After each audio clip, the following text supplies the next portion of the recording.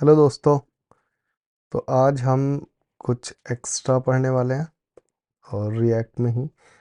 तो अभी तक हमारा जो था उसको चला के देखते हैं, जो भी कोड था हमारा npm run dev। ठीक है, ये चल चुका है और हमारा यूआरएल ये निकल के आया। तो मैं इसको रन कर देता हूँ। तो अभी तक हमने क्या सीखा था कि हम ओपन एंड क्लोज इस तरीके से करके हम कंडीशनल रेंडरिंग कैसे कराते हैं।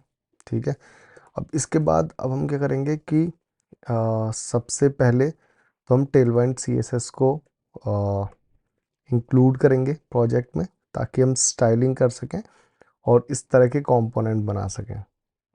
ठीक है, तो किसी भी लाइक हमारे पास जो एग्जिस्टिंग कोड है इसमें कोई भी एक्स्ट्रा लाइब्रेरी हमें ऐड करनी है। सिंपल, अगर हम टेलवाइंड सीएसएस ऐड कर रहे हैं, गेट स्टार्टेड में जाएंगे और देखेंगे इंस्टॉलेशन गाइड। ठीक है, कुछ गाइड्स हमारी स्पेसिफिक भी होती हैं, जैसे हम वाइट बंडलर यूज़ कर रहे हैं तो फ्रेमवर्क गाइड भी होती हैं। यहाँ पे लिखा हुआ वाइट, हम इस पर क्लिक करेंगे। ये कह रहे हैं कि इस तरीके से कमांड चलाओ। तो हमारा प्रोजेक्ट तो पहले से बना हुआ है, हमें क्या करना है, सिंपल ये इंस्टॉल करना है बस। ठीक है, तो इस कमांड को कॉपी करेंगे और जो हमारा टर्मिनल था उसको रोकेंगे थोड़ी देर के लिए एंड देन हम इसको इंस्टॉल कर देंगे इस कमांड के थ्रू। ठीक है, तो ये install D Tailwind C S S post C S S and auto prefix इस तरीके से हमारा दिखा रहा है। हो गया, इसके बाद ये वाली कमांड चला देंगे। ठीक है, ये भी चल गई एंड देन ये कह रहे हैं कि टेलवाइन कॉन्फिग डॉट जेएस बन गई होगी। तो हम देखते हैं हमारे प्रोजेक्ट में टेलवाइन कॉन्फिग करके बनी है, ये टेलवाइन कॉन्फिग डॉट जेएस, इसमें ये पेस्ट कर देंगे हम। तो कंटेंट को रिप्लेस कर देंगे इससे। ये क्या होता है, बेसिकली ये बता रहा है कि हमारी टेलवाइन सीएसएस कहाँ कहाँ हम यूज़ करने वाले हैं। तो एक तो इंडेक्स डॉट एचटीएमएल है जो हमारा मेन एक इंडेक्स फाइल बनती है। ठीक है, तो मैं ये भी एक्सप्लेन कर देता हूँ। जब भी हम ये प्रोजेक्ट बनाते हैं तो उसमें एक इंडेक्स डॉट एचटीएमएल बनती है, जो क्या करती है, हमारे मेन डॉट टीएसएक्स को पॉइंट कर रही होती है कि इस स्क्रिप्ट के थ्रू हम रिएक्ट यूज़ करने वाले हैं इस स्क्रिप्ट में, जो सोर्स के अंदर मेन डॉट टीएसएक्स है। ठीक है, और उसमें ये कोड लिखा हुआ है कि जो document dot get element by ID root, उस पर रेंडर करा दो पूरा रिएक्ट का प्रोजेक्ट। तो अगर हम इंडेक्स डॉट एचटीएमएल में जाएंगे, यहाँ पे एक रूट नाम से डिव बना हुआ है, तो इस डिव में ही सारा प्रोजेक्ट हमारा बनता है। ठीक है, अब जैसे यहाँ पे Vite plus React plus TS लिखा हुआ है, तो हमारे यहाँ पे भी टाइटल इस तरीके से आ रहा है। हम इसको कर देंगे रिएक्ट सैम्पल ऐप। तो जैसे ही मैं इसको सेव करता हूँ, यहाँ पे हमारा चेंज हो जाएगा। अभी क्योंकि प्रोजेक्ट चल नहीं रहा इसलिए वो चेंज नहीं हुआ, बट वो चेंज हो जाएगा। और फिर इसी की कॉन्फ़िगरेशन अगर हम देख रहे हैं टेलवाइन डॉट कॉन्फिग डॉट जेएस में, कह रहा है index dot HTML and source के अंदर किसी भी तरह के जेएस या टीएसएक्स फाइल हो उन पे ये अप्लाई होगी। बस इतना ही करना था। उसके बाद ये कह रहे हैं इंडेक्स डॉट सीएसएस में हमें ये कॉपी कर देना, ये वाला कोड। तो हम ये code index dot C S S ये रही, तो इसमें हम पेस्ट कर देते हैं सबसे टॉप पे। ठीक है, ये पेस्ट कर दिया। तो अब हमारा वापस हम प्रोजेक्ट चला देते हैं npm run dev। ठीक है, जैसे ही हम चलाते हैं तो क्या होता है, ये हमारा चल जाता है। अब देखेंगे हम कि कुछ स्टाइलिंग हट गई हैं। हटने का मतलब डेफिनेटली हमारा टेल वाइंड सीरीज चल गया, क्योंकि वो सारी एग्जिस्टिंग स्टाइलिंग हटा देता है, हमें सब कुछ खुद से स्टाइल करना होता है। ठीक है, तो कोई प्रॉब्लम नहीं है। हम अब धीरे धीरे कंपोनेंट्स भी बनाएंगे, तो उसमें हम सीख भी लेंगे। अब इस प्रोजेक्ट को थोड़ा सा नेक्स्ट लेवल पे लेके जाते हैं। तो हम क्या करते हैं कि एक वेबसाइट भी बनाएंगे। ठीक है, एंड उस वेबसाइट के साथ साथ हम वो कंपोनेंट्स भी बनाते रहेंगे उसी तरीके से। तो अभी के लिए हम क्या करेंगे कि और कुछ तो हमें करना नहीं है, इसको बंद कर देते हैं। अभी हम इसी को डिज़ाइन करके देखते हैं, जैसे बॉक्स वन। ठीक है, इसको तो हटा ही देते हैं, अब बॉक्स की हमें ज़रूरत नहीं है और बॉक्स हटा देते हैं हम। ठीक है, ये इसको फ़िलहाल इसको रखते हैं बटन फोर की भी ज़रूरत नहीं है, क्योंकि हम कुछ और एक्स्ट्रा करने वाले हैं। ठीक है, हमारे पास कार्ड और बटन है, तो ये बटन कंपोनेंट भी हम फिलहाल के लिए हटा देंगे या फिर ऐसे ही रखते हैं। ठीक है, अब हमारे पास ओके बटन कंपोनेंट तो यूज़ कर रहे थे हम। ओके, नेक्स्ट बटन कंपोनेंट है ये वाला ओपन क्लोज वाला, जो कि हमारा चल रहा है सही से। तो इसको भी अब देखेंगे, इस ये जो हमने बटन कंपोनेंट बनाया था, इसमें हम ऑन क्लिक इवेंट नहीं लगा पा रहे, ऑन क्लिक यहाँ पर दिखाई नहीं रहा कि ऑन क्लिक, अगर हम लिखेंगे भी ऑन क्लिक इक्वल्स टू जैसे हम लिखते हैं ये, तो वो एरर दिखा रहा है कि ऑन क्लिक एप्लीकेबल ही नहीं है इस पर। क्यों दिखा रहा है? क्योंकि हमने जो कंपोनेंट बनाया था वो डायरेक्टली ऐसे ही बना लिया था, बट हम जनरली क्या करते हैं, जो भी इंटरफेस हम यूज़ करते हैं उसको एक्सटेंड करते हैं। अगर हम एग्जिस्टिंग कुछ बना रहे हैं, एक्सटेंड रिएक्ट HTML एलिमेंट, ठीक है, और वो किस टाइप का होगा, बटन HTML एट्रीब्यूट्स, ठीक है, तो वो इस टाइप का होगा, और रिएक्ट HTML एलिमेंट, और ये हमने लिख दिया बटन प्रॉप्स करके होता है, और आई बटन नहीं, ठीक है, हमने रिएक्टेबल डॉट एलिमेंट नहीं, रिएक्ट डॉट होता है, React dot HTML attributes and then यहाँ पे button HTML attribute, okay, React dot element, React element button HTML attribute, यही तो होता है। एक्सटेंड हम करेंगे, ओके, हम इसको हटा देते हैं यहाँ से, button HTML attribute, HTML button element, और रिएक्ट हटा देंगे, ये सब हटा देंगे, ठीक है। तो ये कह रहे हैं हम कि बटन HTML एट्रीब्यूट्स होंगे, ठीक है, इसमें, और उसका इंटरफेस क्या होगा, ये भी एक टाइप रहता है किस टाइप के होंगे, तो इसमें HTML एट्रीब्यूट्स ही हम यूज़ करते हैं। HTML एट्रीब्यूट्स, हाँ ये रहा, अच्छा स्पेलिंग गलत लिखे थे क्या, हम बताते हैं कि ये जो आई बटन है ये क्या, एक HTML एट्रीब्यूट्स को एक्सटेंड कर रहा है कि HTML एट्रीब्यूट्स, अब वो किस टाइप के, क्योंकि हम सिर्फ बटन को एक्सटेंड कर रहे हैं, यानी कि एक बटन बना रहे हैं, तो HTML बटन एलिमेंट टाइप के, तो जो भी HTML बटन पर लग रहे होंगे अब वो उस पर एप्लीकेबल हो जाएंगे, क्योंकि हमने आई बटन यहाँ पे इस तरीके से दे दिया है। तो अब हम देखेंगे कि जो ये बटन है इस पर हम ऑन क्लिक लगा पाएंगे, ये सारे ऑप्शन खुल गए, टाइटल, ऑन क्लिक, सब कुछ हम यहाँ पर लगा पाएंगे जो बटन पर लग सकते हैं, जैसे और टाइप भी हम यहाँ पे लगा पाएंगे। तो इस तरीके से हम सब कुछ हम लगा पाएंगे, HTML बटन एलिमेंट, और HTML यहाँ पे बटन एट्रीब्यूट्स होता है, अगर हम ये लगाएं तो ये कह रहा है कि आई रिक्वायर्ड किस तरह के होंगे, टी, और यहाँ पे हम HTML बटन एलिमेंट, ठीक है। अब देखते हैं क्या हम इस पर टाइप लगा पा रहे हैं, हाँ अब सारे ओपन हो गए, ठीक है। तो हमने बेसिकली HTML एट्रीब्यूट बहुत जनरिक हो जाएगा, हमने उसको हटा के हमने कहा कि बटन HTML एट्रीब्यूट्स और HTML बटन एलिमेंट टाइप के, तो HTML बटन पे जो भी लगते हैं वो वाले बटन एट्रीब्यूट्स हम इसमें एप्लीकेबल करा रहे हैं। तो जो ये बटन हमने कंपोनेंट बनाया है इस पे हर वो एट्रीब्यूट लग पाएगा जो कि बटन पर लगता है। तो अब क्या कर सकते हैं, हम इस बटन को हटा के यहाँ पे सिंपल बटन की जगह अपना बटन हम यूज़ कर सकते हैं, ठीक है।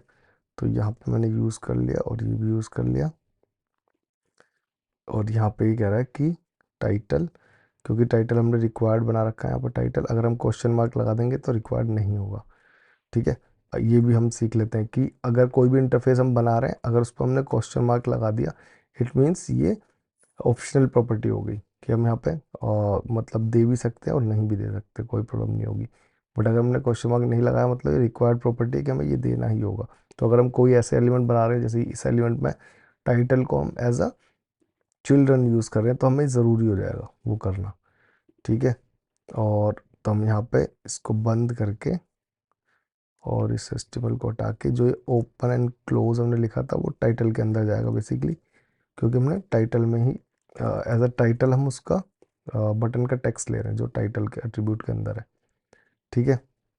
तो अगर हम इन कमेंटेड कोड को हटाएं तो एक सिंप्लीफाई फॉर्म मिल जाएगी, ये सब हटा देते हैं तो हमें पता लग जाएगा कि ये काम कैसे कर रहा है, ठीक है। सिंपल, हमने कहा कि एक हम बटन बटन कंपोनेंट बना रहे हैं उसमें क्या होगा, हमने एक टाइटल को हमने एक्स्ट्रा बनाया, एक्सटेंड किया HTML के बटन को ही, और उसमें टाइटल हमने दिया है जो टाइटल हम यूज़ कर रहे हैं एज अ टेक्स्ट। ठीक है, तो अब जो भी हम यहाँ पे बटन पे टाइटल देंगे वो एज अ टेक्स्ट होगा। अभी टाइटल ओपन, हमने जो कंडीशनल एंडिंग के बारे में पढ़ा था और कंडीशनल जो टर्नरी ऑपरेटर के बारे में, तो ओपन पे हम अगर ओपन है तो क्लोज वहाँ पे दिखना चाहिए, वरना ओपन दिखना चाहिए। बाकी काम ऐसे ही हो रहा है।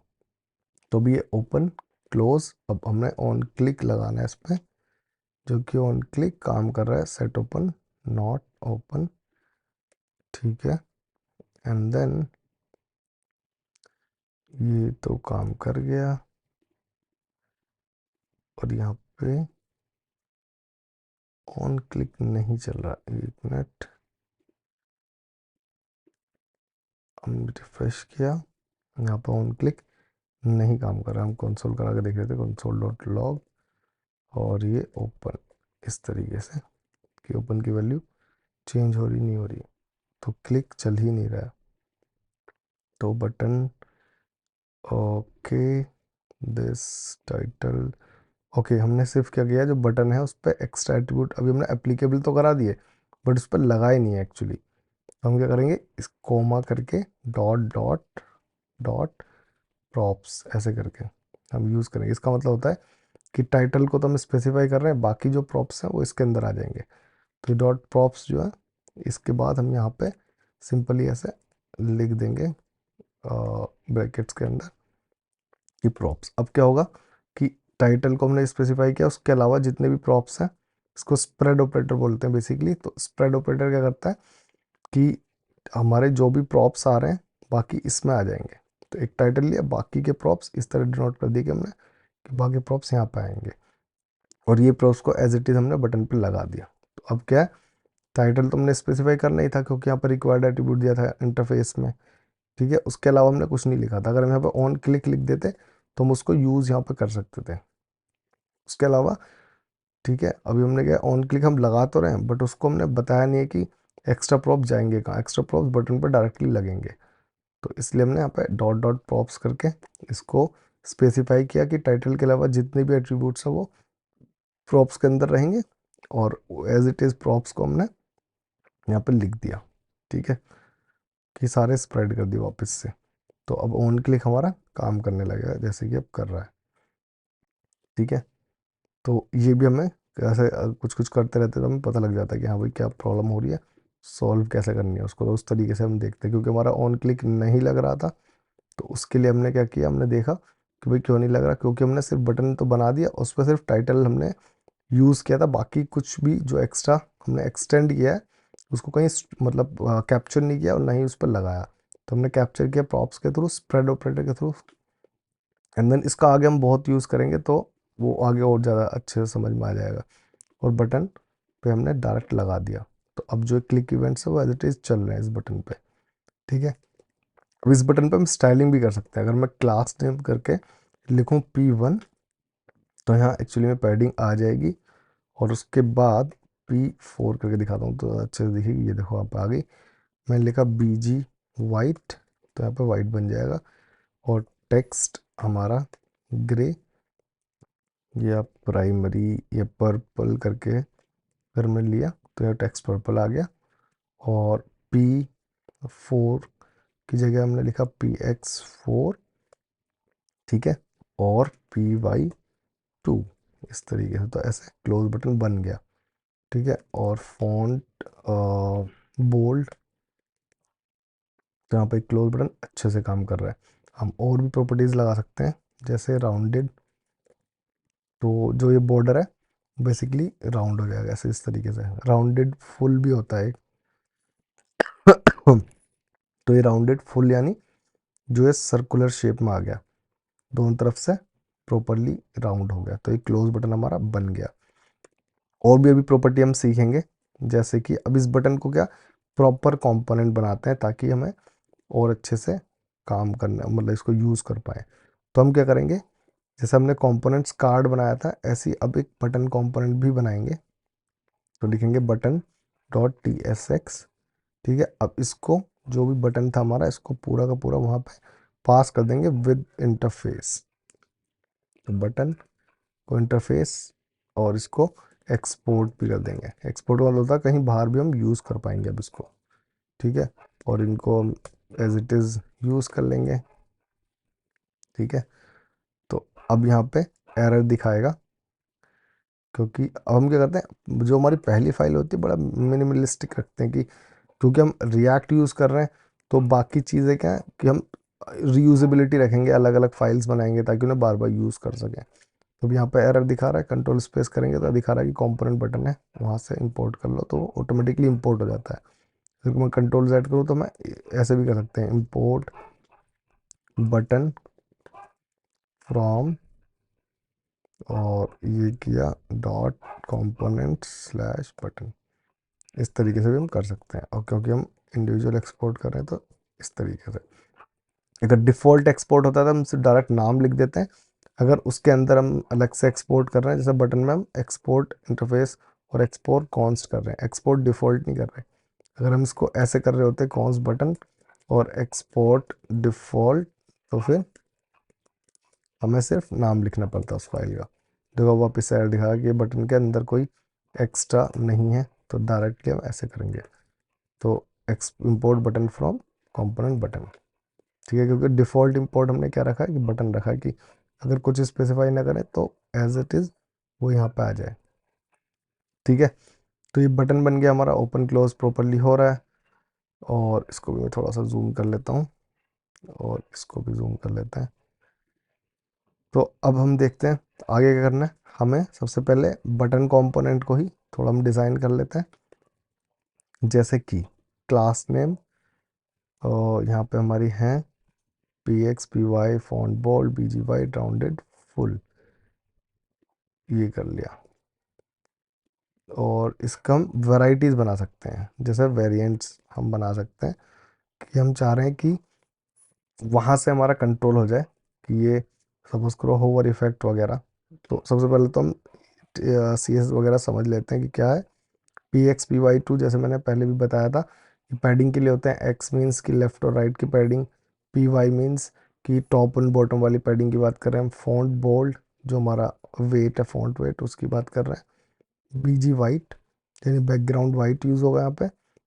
एंड टेक्स्ट पर्पल 400 मतलब कि जो हमारा टेक्स्ट, जो फॉन्ट, जो उसका टेक्स्ट का जो कलर है वो बेसिकली कौन सा होगा। अनराउंडेड फुल मतलब हमारा जो बॉर्डर रेडियस है उसकी बात चल रही है। इसमें क्या प्रॉपर्टी की वैल्यू के बेस पे क्लासेस होती है जनरली, और बहुत इजी होता है। अगर हम VS कोड में कर रहे हैं तो सिंपल हम क्या कर सकते हैं, सिर्फ लिखना स्टार्ट करेंगे, जैसे मैंने पहले पूरा हटा दिया, ठीक है। अभी कुछ भी नहीं है।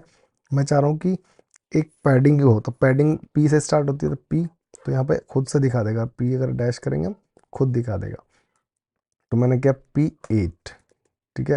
8 यहाँ पे आ गई, दिख नहीं रही, कोई बात नहीं। फिर मैंने कहा बैकग्राउंड लगा देते हैं, तो BG, ये याद हो जाती है करते करते। मैंने कहा बैकग्राउंड ग्रे आ जाए, काइंड ऑफ ग्रे 400, तो ये बैकग्राउंड आ गया। अब मैंने कहा कि यार ये पूरी पैडिंग तो अच्छी नहीं लग रही, बट टॉप और बॉटम की थोड़ी कम कर देते, तो मैंने कहा PY और यहाँ पे 3 कर दिया, तो टॉप बॉटम की कम हो गई, ठीक है। अब हमने सोचा कि थोड़ा सा जो ये है इसको डार्क कर देते हैं, टेक्स्ट कलर। तो टेक्स्ट कोई भी कलर का नाम लिखेंगे हम, ब्लू या फिर ब्लैक, तो टेक्स्ट ब्लैक, ये हो गया। अब हमें कॉर्नर्स थोड़ी रेडियस देनी है, तो उसके लिए राउंडेड करके होता है, राउंडेड SM किया MDLG, तो SM में थोड़ी सी आ जाएगी। जो इसकी प्रॉपर्टी है जो साइज के बेस पे होती है, उसमें SM MDLG इस तरीके से होती है। तो राउंडेड SM, और यहाँ पे कंट्रोल स्पेस करने से दिख भी जाती है कि अगर प्रॉपर्टी अवेलेबल है, अगर हम VS कोड यूज़ कर रहे हैं तो बेसिक। तो राउंडेड MD, तो यहाँ पर राउंडेड MD के हिसाब से यहाँ पे इस तरीके से रेडियस आ गई। अब जो ये हमारी सजेशंस आ रहे हैं, इसके लिए क्या करना होता है कि हमें एक एक्सटेंशन इंस्टॉल करनी होती है, जो कि है टेलवाइंड CSS, tailwindcss.com की तरफ से है टेलवाइंड CSS इंटेलिसेंस। और इसको इंस्टॉल करोगे तो जब भी हम अपने प्रोजेक्ट में टेलवाइंड CSS यूज़ कर रहे होंगे तो उसमें हमेशा क्लास की सजेशन हमेशा देगा। कुछ भी तुम लिखना स्टार्ट करोगे, जैसे मैंने होवर लिखना स्टार्ट किया, वो खुद दे देगा कि ये होवर की प्रॉपर्टी है। तो मैंने होवर किया BG ग्रे, तो होवर पे ये देखो टेक्स्ट चेंज हो रहा है। ठीक है, तो इस तरीके से भी हम कर सकते हैं। तो ये एक हमारा कंपोनेंट बन चुका है बटन का। अब इसमें कुछ वैरायटीज नहीं बनाई है हमने, उससे पहले हमें दो तीन चीज़ें और सीखने, ताकि फिर धीरे धीरे हम बना पाए वो चीज़ें। जैसे कि बटन के बाद अगर हम इस कार्ड को भी, अभी हमने यहाँ पे स्टाइल इस तरीके से दे रखा था, तो अब क्योंकि अब तो हम टेलबॉन्ड से यूज़ कर रहे हैं, तो इसको कैसे लिखेंगे? Class name. अब देखो पैडिंग 30 पिक्सल थी, तो पी ऑलमोस्ट में दिख जाता है, यहाँ पर लिखा हुआ था कि 13 पिक्सल कहाँ हुआ। P4 कर देंगे तो पैडिंग ऑलमोस्ट, P3 करेंगे तो 12 पिक्सल होगी ऑलमोस्ट, होवर करने में भी दिख जाता है। और P3, क्योंकि पैडिंग हमने 13 पिक्सल लेनी थी। बॉक्स शेडो, तो इसके लिए बॉक्स शेडो, तो शेडो SMMDLG इस तरीके से एक्सेल, मैंने अभी के लिए एक्सेल ले लिया। फिर है बैकग्राउंड कलर ब्लैक, तो हम क्या करेंगे? BG black. मार्जिन 10 पिक्सल, तो M for margin, margin dash 10 देख लेंगे किस में, यहाँ पे M3 में ऑलमोस्ट 12 पिक्सल। तो हमें ये स्टाइल नहीं लिखना पड़ेगा, सिंप्लीफाई हो गया। और मैं देखूँ तो यहाँ पे हमारे ये बॉक्स आ गया एज इट इज। ठीक है, तो ये बॉक्स का भी कंपोनेंट बन गया। तो आई थिंक इस वीडियो के लिए इतना ही काफ़ी है। अपने कंपोनेंट बना के देखो, और टेलवाइन CSS के थ्रू थोड़ी स्टाइलिंग करके देखो। होपफुली नेक्स्ट वीडियो में हम और कंपोनेंट्स बनाएंगे, कुछ एनिमेशन भी ऐड करेंगे, और होपफुली फिर हम कुछ वेबसाइट बनाना स्टार्ट करेंगे कि एक पेज से दूसरा पेज कैसे बनाते हैं, इसमें राउटिंग कैसे होती है रिएक्ट में, तो वो भी हम डेफिनेटली करेंगे। तो thank you so much for watching. I hope video पसंद आई होगी, तो डेफिनेटली शेयर करें अपने दोस्तों के साथ, ताकि वो भी बेसिक लेवल से सीख सकें। एंड देन सब्सक्राइब करें। मिलते हैं नेक्स्ट वीडियो में। Bye bye.